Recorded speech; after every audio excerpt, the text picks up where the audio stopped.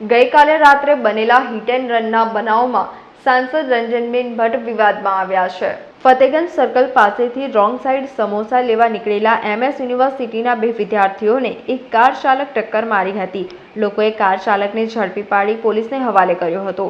પોલીસની તપાસ દરમિયાન પકડાયેલા કાર ચાલકનું નામ કુશ રાજેશભાઈ પટેલ હોવાનું ખુલ્યું હતું। પોલીસે તેની ધરપકડ કરી કાર્યવાહી કરી હતી। જે દરમિયાન રાત્રે સાંસદ રંજનબેન ભટ્ટ પોલીસ સ્ટેશને આવ્યા હતા અને PI સાથે વાતચીત કરી માત્ર 2 કલાકમાં જ આરોપીને જામીન પર છોડાવી ગયા હતા। આ બનાવનો વિડીયો વાયરલ થતાં રાજકીય વર્તુળોમાં ચર્ચાનો વિષય બન્યો હતો। જોકે સાંસદ રંજનબેન ભટ્ટે એવી સ્પષ્ટતા કરી હતી કે અકસ્માતના બનાવમાં પકડાયેલો આરોપી કુશ મારો પડોશી છે, મારો ઓળખીતો છે, સેવા કરવાનું મને મોંઘું પડ્યું છે। કુશના ઘરમાં લગ્ન હતા અને તેને કન્યાદાન કરવાનું હતું। તેઓ ફોટોશૂટ માટે પેલેસમાં જઈ રહ્યા હતા। ઈજાગ્રસ્ત બંને વિદ્યાર્થીઓ રોંગ સાઈડ હતા અને લાયસન્સ પણ ન હતું અને એક્ટિવા પણ નહોતી તેઓની, એટલે મામલો વધુ ગંભીર ન થાય અને સામસામે ફરિયાદ ન થાય અને બંનેને મુશ્કેલ ન પડે તેવા મારા પ્રયાસ હતા। પાડોશી ધર્મ નિભાવવા હું ત્યાં ગઈ હતી। ઈજાગ્રસ્ત બંને વિદ્યાર્થીઓનું પણ ભવિષ્ય ન બગડે, તેમના સામે ફરિયાદ ન થાય તેવો મારો પ્રયાસ હતો। હું કોઈ આરોપીને બચાવવા નહોતી ગઈ, કારણ કે કુશ પર FIR થઈ ચૂકી હતી। મેં પોલીસ પર કોઈ પણ જાતનું દબાણ નથી કર્યું કે દાદાગીરી નથી કરી। મારો એવો કોઈ અભાવ હતો નહીં કે હું કોઈ ખોટું કહું। હું હંમેશા લોકોની મદદ કરું છું। મેં પોલીસ સ્ટેશન જઈને કુશને છોડાવ્યો ન હતો, તે કાયદા મુજબ જામીન પર છૂટ્યો છે। હિટ એન્ડ રનની ઘટનાને અંજામ આપનાર કુશ પટેલે નિવેદન આપ્યું છે કે ફતેગંજ બ્રિજ નીચે બંને વિદ્યાર્થીઓ રોંગ સાઈડથી આવી કાર સાથે અથડાયા। હું ડરી ગયો હોવાથી ત્યાંથી ભાગી ગયો હતો। લોકોના ટોળા ભેગા થયા, ત્યાંથી નીકળી ગયો હતો। મારાથી ભૂલ થઈ છે, જે સ્વીકારું છું। કુશના પિતા રાજેશ પટેલે નિવેદન આપતા કહ્યું કે રંજનબેને મારા દીકરાને નથી છોડાવ્યો, એ મળવા આવ્યા હતા। કાયદાકીય પ્રક્રિયા પૂરી કર્યા બાદ મારા દીકરાને જામીન મળ્યા છે।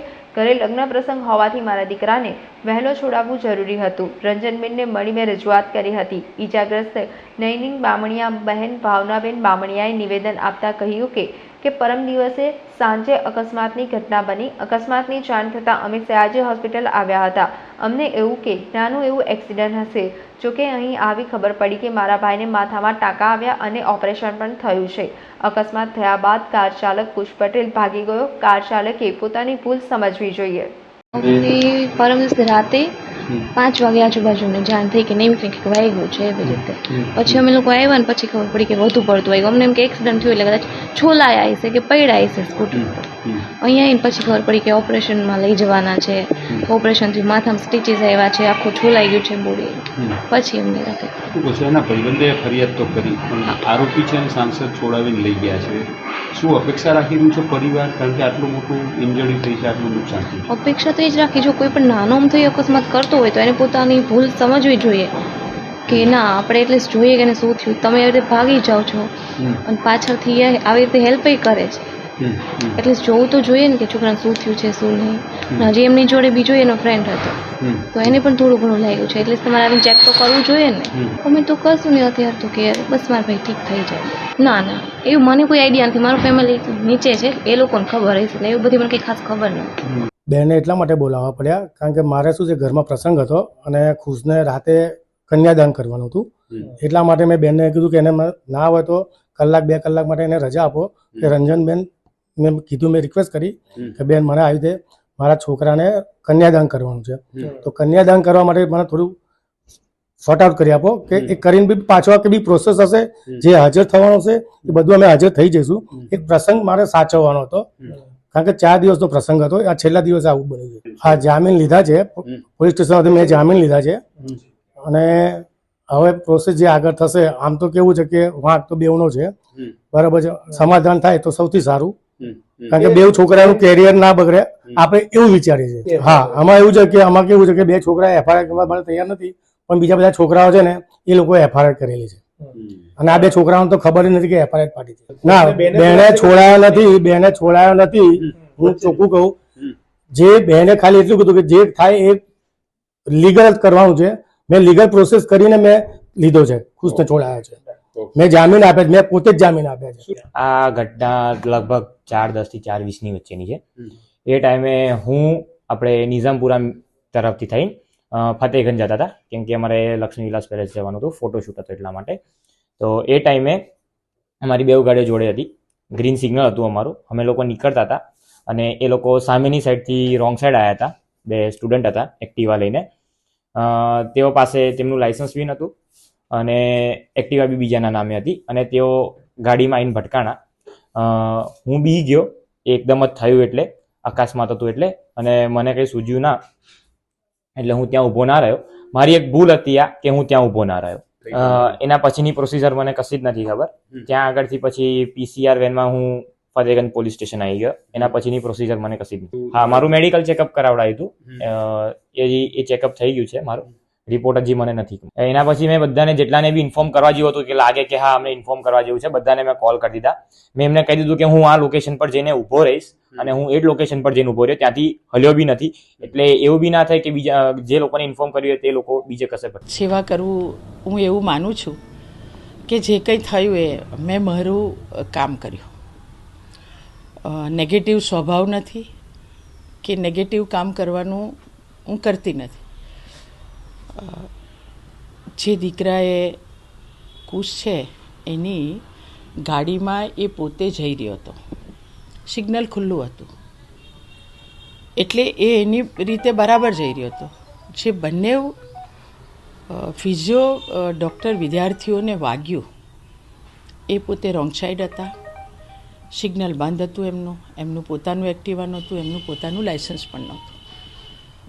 છતાં પણ મને એવું હતું કે કુશ પર તો FIR ઓલરેડી થઈ ગયેલી હતી એટલે એને બચાવવાનો તો કોઈ હતો નહીં વિષય. કુશ મારી બાજુમાં રહે અને એને બહેનના લગ્ન કન્યાદાન એ દીકરાએ કરવાનું હતું અને એ પોતે ગાડીમાં એ દીકરીને લઈને પેલેસમાં ફોટો પડાવવા જઈ રહ્યા હતા. આગળની ગાડીમાં દીકરી બેઠેલી હતી. તો એના કન્યાદાન માટે એણે જવાનું હતું અને હું જેવી દિલ્હીથી આવી અને એરપોર્ટ પર ઉતરી અને કુશના ફાધરે અને સોસાયટીએ ફોન કર્યો કે બેન આવી ઘટના બની છે.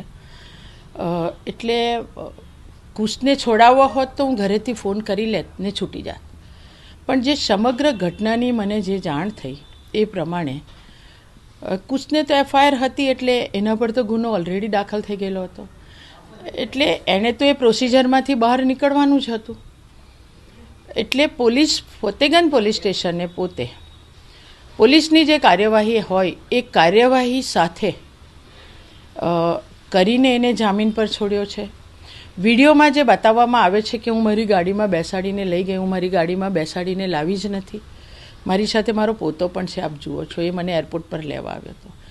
અમે મારી ગાડીમાં હું આવી રહી છે. પોલીસ એને સયાજી હોસ્પિટલમાં જે મેડિકલ ચેકઅપ કરાવવાનું હોય એ ચેકઅપ કરાવવા પોલીસની ગાડીમાં એને લઈ જતી હતી.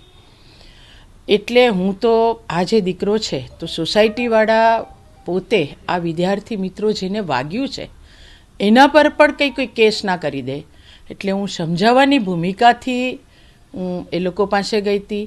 અને એવું પણ નથી કે હું કુશને છોડાવીને આવતી રહી અને પેલા છોકરાઓને મળી નથી.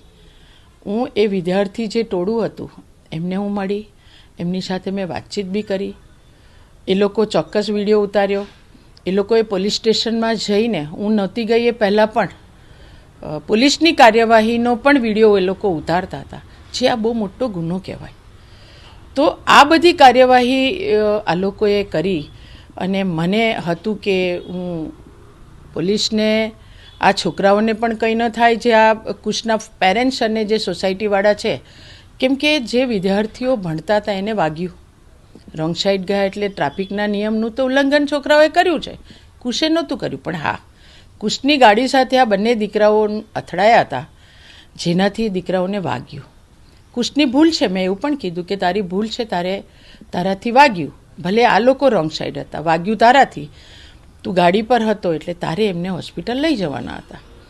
જે પણ નાનો હતો એટલે એ પણ ગભરાઈ ગયો હતો અને એ ત્યાંથી નીકળી ગયો. પણ હું પણ કંઈ જે ગઈ તો સ્વાભાવિક છે, સાંસદ તરીકે નહોતી ગઈ, મારા પડોશી હોય અને પડોશીની રીતે પણ મારે એમની સાથે રહેવું પડે. તો એ છોડાવવા માટે પણ નહોતી ગઈ. પોલીસે એની બિલકુલ કાર્યવાહી કરી છે અને જે પોલીસની કાર્યવાહીમાં જે રીતે એણે કરીને જામીન આપવાના હોય એ રીતના આપ્યા છે. દીકરીને કન્યાદાન કરવાનું, તો કન્યાદાન કરવા માટે એને મોકલ્યો હતો. તો આ બાજુ આ દીકરાઓએ જે પોતે પણ ભૂલ કરી, એમને વાગ્યું છે પણ પોતે ભૂલ કરી, એના ભણવામાં પણ એમને આગળ જતાં તકલીફ ન પડે, તો કુશના પપ્પા લોકો કે એ લોકો પણ આમની પર FIR ન કરે ને એમને તકલીફ ન પડે, તો બંનેની વચ્ચે મ્યુચ્યુઅલ અન્ડરસ્ટેન્ડિંગ. સમાચારોના સતત અપડેટ મેળવવા માટે લોકમત ન્યૂઝને યુટ્યુબ ઉપર સબસ્ક્રાઇબ કરો, બેલ આઇકોન દબાવો અને અમારી સાથે જોડાયેલ રહો ફેસબુક, ઇન્સ્ટાગ્રામ અને ટ્વિટર ઉપર.